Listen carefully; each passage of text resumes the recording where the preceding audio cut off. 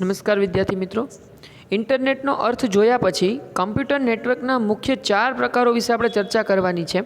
એમાં પહેલું જે છે એ છે LAN. એટલે શું? તો કે એટલે કે એક નિશ્ચિત સ્થળ પરના કમ્પ્યુટર્સ એકબીજા સાથે વાયરથી કે વાયર વગર જોડાયેલા હોય છે.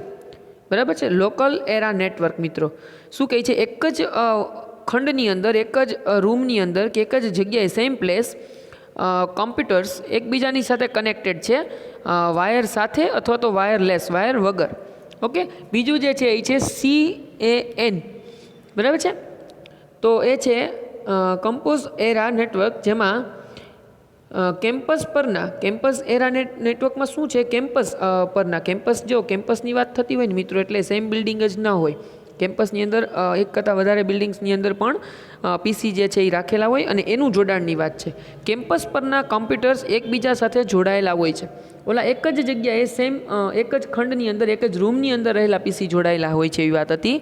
અહીંયા CANની અંદર કેમ્પસની અંદર આવેલા કમ્પ્યુટર્સ એકબીજાની સાથે જોડાયેલા છે, પછી અલગ અલગ બિલ્ડિંગમાં હોઈ શકે. પછી છે MAN. બરાબર છે. તો આ જે છે એ શહેરના કમ્પ્યુટર્સ એકબીજા સાથે જોડાયેલા હોય છે. એક જ સિટીની અંદર આવેલી અલગ અલગ બ્રાન્ચીસના કમ્પ્યુટર્સ એકબીજાની સાથે કનેક્ટેડ હોય છે. બરાબર. ત્યાર પછી છે WAN. તો એની અંદર શું કહે છે? તો કે એટલે કે કોઈ જ ભૌતિક સીમા ન હોય તે રીતે વૈશ્વિક રીતે કમ્પ્યુટર્સ એકબીજા સાથે જોડાયેલા હોય છે. આમ આ જુદા જુદા પ્રકારના નેટવર્ક્સ ઇન્ટરનેટ કહેવામાં આવે છે.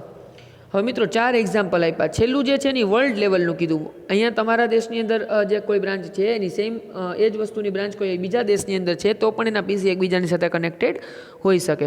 એટલે LAN, CAN, MAN અને WAN. હવે વાત કરીએ એન્ટરપ્રાઇઝ WAN. એક જ મોટી સંસ્થાના વિશાળ રીતે પથરાયેલા કમ્પ્યુટર્સનું નેટવર્ક છે, જે વિવિધ સ્થળોના સ્થિર કમ્પ્યુટરના નેટવર્કનું નેટવર્ક છે, જે સંસ્થા માટે ઊભું કરવામાં આવેલું નેટવર્ક છે. આવા નેટવર્ક્સ ઇન્ટરનેટથી ઓળખાય છે. ઉદાહરણ તરીકે ભારતીય રેલવે સમગ્ર દેશમાં તેમની કચેરીઓના કમ્પ્યુટર્સને આ રીતે જોડે છે. મિત્રો શું કીધું? રેલવે, આપણી ઇન્ડિયન રેલવે જે છે એના કમ્પ્યુટર્સ આ રીતે એકબીજા સાથે કનેક્ટેડ છે. પછી છે ગ્લોબલ WAN. આ વિશાળ નેટવર્ક છે. આ નેટવર્કને ભૌગોલિક સીમાઓ નથી, તે વિવિધ દેશો અને ખંડો સુધી ફેલાયેલું છે. તે અલગ અલગ સંસ્થાઓના નેટવર્કનું સામૂહિક નેટવર્ક છે. તેને WWW એટલે કે વર્લ્ડ વાઇડ વેબ કહેવામાં આવે છે. પ્રવર્તમાન સમયમાં ઇન્ટરનેટની સેવા આપનારી સંસ્થાઓએ ટેલિફોનની જરૂરિયાત દૂર કરી અને પોતાની અલગ સંદેશાવ્યવહારની વ્યવસ્થા ઊભી કરી છે. અનેક જાણીતી સંસ્થાઓએ અનેક કમ્પ્યુટર્સને પરસ્પર જોડીને તેનું જાળું બનાવી અને આ રીતે જોડાયેલા છે. કોમ્પ્યુટર્સ સાથે માહિતીની આપલેમાં ઉપયોગી બની છે. આમ ઇન્ટરનેટ એટલે કોઈ એક મધ્યસ્થ સંસ્થા દ્વારા ટેલિફોનની મદદથી, એટલે કે કેબલના ઉપયોગથી કે મદદ વગર સંદેશાવ્યવહારના ઉપગ્રહની મદદથી સંદેશાવ્યવહાર માટે રચાયેલું કમ્પ્યુટર્સનું જાળું. ઇન્ટરનેટ દ્વારા શબ્દ એટલે કે ટેક્સ્ટ, ચિત્ર એટલે કે પિક્ચર, દ્રશ્ય શ્રાવ્ય ઓડિયો અને જે વિઝ્યુલાઇઝ આપણે કરીએ છીએ, વિઝ્યુઅલ બે, દ્રશ્ય શ્રાવ્ય બે, ખાલી દ્રશ્ય, ખાલી શ્રાવ્ય, અંક, નંબર્સ જે છે એ વગેરે સ્વરૂપની અંદર રહેલી માહિતીનું એકબીજી જગ્યાએ આદાન પ્રદાન થઈ શકે છે. ઇન્ટરનેટ દ્વારા 3 પ્રકારના મુખ્ય કાર્ય થાય છે. એક છે અન્ય વ્યક્તિઓ સાથે સંપર્ક. ઇન્ટરનેટ દ્વારા આપણે ઈમેલની મદદથી વિશ્વમાં કોઈપણ સ્થળે રહેલી વ્યક્તિ સાથે ઝડપથી અને સરળતાથી સંદેશાની આપલે જે છે એ કરી શકીએ છીએ. ઇન્ટરનેટ દ્વારા વિશ્વભરમાં રહેલા ઉપભોક્તાઓએ સાથે એક જ રૂમમાં બેઠા હોય તે રીતે વાતો કરી શકીએ છીએ. ભલે ને ગમે એટલા દૂરના સ્થળે હોય, પણ ઇન્ટરનેટના માધ્યમથી આપણે જે છે એને લાઈવ, હવે આપણે જોઈએ છીએ ફોનની અંદર વિડીયો કોલમાં આપણે અહીં બેસીને પરદેશની વ્યક્તિ સાથે લાઈવ જે છે એ ચર્ચા કરી શકીએ, વાત કરી શકીએ છીએ મિત્રો. ત્યાર પછીની વાત કરીએ તો માહિતીની પ્રાપ્તિ.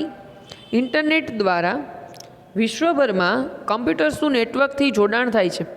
આથી કોઈપણ ક્ષેત્રની કોઈપણ વિષયની માહિતી આપણે સરળતાથી અને ઝડપથી પ્રાપ્ત કરી શકીએ છીએ. અન્ય કમ્પ્યુટર્સ સિસ્ટમ સાથે જોડાણ, એની વાત કરીએ.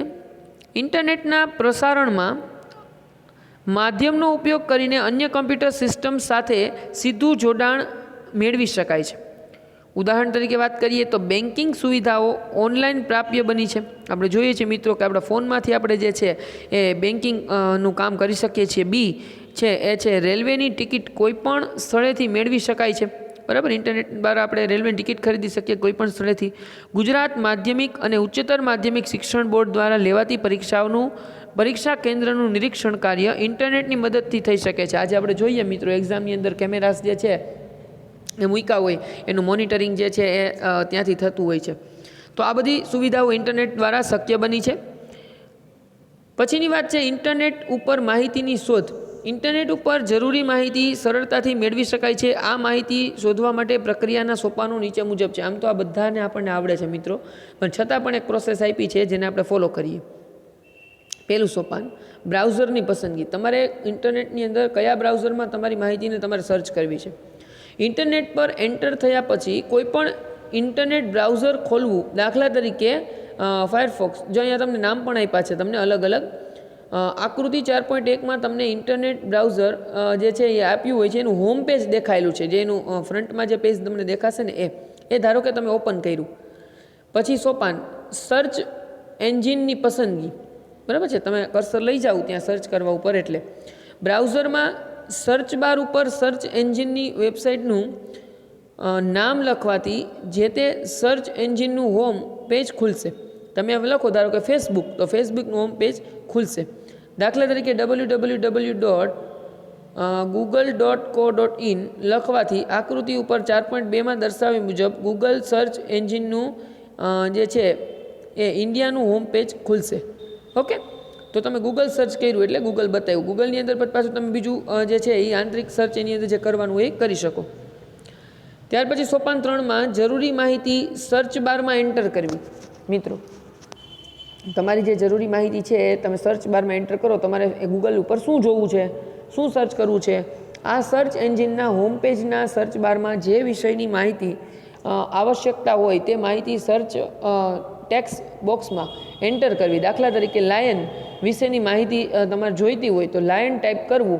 તેમ કરવાથી આકૃતિ 4.3 મુજબ સ્ક્રીન દેખાશે. બરાબર છે.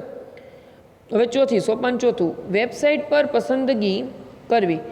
કઈ રીતે વેબસાઇટ પર પસંદગી કરશો? તમારી જરૂરી માહિતી મળ્યા પછી એનું બાર બતાવે તમને, ટૂલબાર કે જે કાંઈનું ફોટોસ કે એની જે કાંઈ માહિતી હશે એ બતાવશે. આકૃતિ 4.3માં દર્શાવેલ પેજ સર્ચ બટન ઉપર ક્લિક કરવાથી લાયન વિશેની માહિતી દર્શાવતી વેબસાઇટની યાદીઓ ખુલશે, જે આકૃતિ 4.4 દર્શાવે છે. જેટલું લાયન વિશેનું ગૂગલ ઉપર અવેલેબલ હશે ને મિત્રો, એ બધાના જે છે એ તમને બતાવશે એની અંદર. તો ભાઈ ચલો આટલું આમાં છે, એમાંથી કઈ વેબસાઇટ ઉપર તમારે માહિતી મેળવી છે એના પર તમારે ક્લિક કરવાનું છે. સોપાન 5, જરૂરી માહિતી પ્રાપ્ત થવી. લાયન વિશેની વેબસાઇટની યાદીમાંથી યોગ્ય વેબસાઇટ ઉપર ક્લિક કરવાથી જે તે વેબસાઇટની ખુલશે અને વેબસાઇટ ઉપર ઉપલબ્ધ હશે તે માહિતી જોવા મળશે. તમે વેબસાઇટ જે છે એ ખોલશો એટલે જે કંઈ માહિતી જે છે અપલોડ કરેલી હશે એ તમે જોઈ શકશો મિત્રો. જો લાયનની વિવિધ પ્રકારની ઇમેજીસ જોવી હોય તો સ્ક્રીન ઉપર ઇમેજીસ ઉપર ક્લિક કરવાથી લાયનની વિવિધ ઇમેજીસ જે છે આકૃતિઓ છે એ તમને દેખાશે. એમાં બધા અલગ અલગ એનું લખેલું જ હોય છે મિત્રો, નીચે ઓપ્શન્સ. તમારે ઇમેજીસ જોવા છે એના, પિક્ચર્સ જોવા છે એના, તો ઇમેજીસ ઉપર તમે ક્લિક કરો એટલે લાયનના જે કાંઈ ઇમેજીસ એની પાસે અવેલેબલ હોય તમને શો કરશે. આ રીતે ઇન્ટરનેટ ઉપર કોઈપણ ક્ષેત્રની કોઈપણ માહિતીની આવશ્યકતા હોય તો તે માહિતી ટેક્સ્ટ એટલે કે ઇમેજિક જે છે કે વિડીયો તમારે જોવાના હોય જેવા સ્વરૂપને વિવિધ વેબસાઇટમાંથી પ્રાપ્ત કરી શકાય છે મિત્રો. તો આ એના સોપાનું હતા. હવે પછીનો ટોપિક આપણો જે છે એ છે ઈ કોમર્સ મિત્રો, જેને આપણે નેક્સ્ટ લેક્ચરની અંદર કન્ટિન્યુ કરશું. એક વખત આ પ્રોસેસ આમ તો પ્રેક્ટિકલી આપણે બધાને અનુસરીએ છીએ, પણ છતાં એકવાર સિલેબસના ભાગરૂપે છે આપણે એને વ્યવસ્થિત જોઈ અને સમજવાનો પ્રયત્ન કરજો. હવે પછીનો પોર્શન આપણે નેક્સ્ટ લેક્ચરની અંદર કન્ટિન્યુ કરીશું.